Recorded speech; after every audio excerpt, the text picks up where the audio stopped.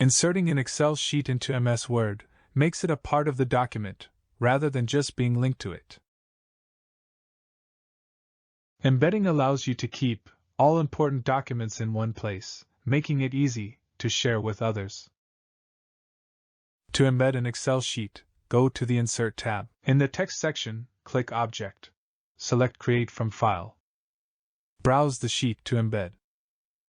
Click OK to close.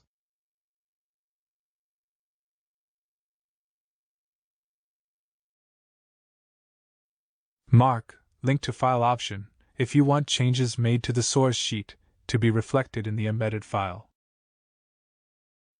Mark Display as Icon option if you want to show an icon instead of the full sheet.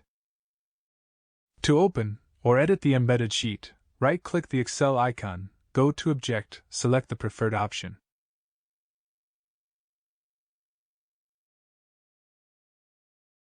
Subscribe for more videos like this.